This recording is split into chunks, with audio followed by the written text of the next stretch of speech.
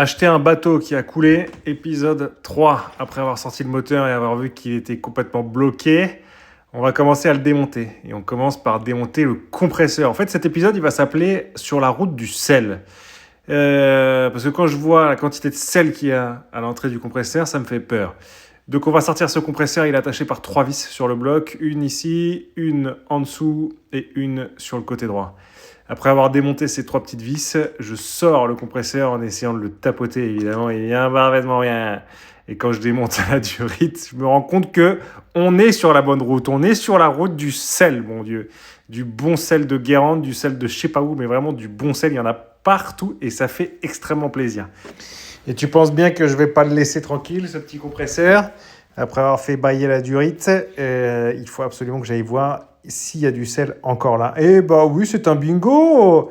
Alors, on est content aujourd'hui. En démontant ce compresseur, je vais voir l'état intérieur, même si je ne pense pas qu'on puisse le sauver. Mais par curiosité mécanique, allons voir ce qui se passe à l'intérieur et je vous le donne en mille. Qu'est-ce qu'il y a à l'intérieur ? Du sel, du bon sel. Et tout est bloqué. Donc je me dis, tiens, essayons quand même de le mettre dans une petite cuve à ultrasons pour voir si ça fait fondre le sel. On va voir, on ne sait jamais, on pourrait gagner au loto.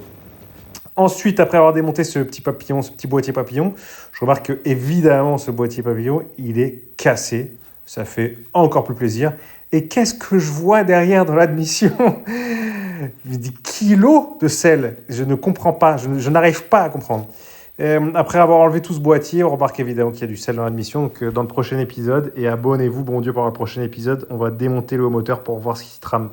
Et rien à voir, mais j'ai acheté un Forza avec un moteur serré. Je vous mets ça comme ça, je l'ai désassemblé, je vais rechanger le moteur. Bye!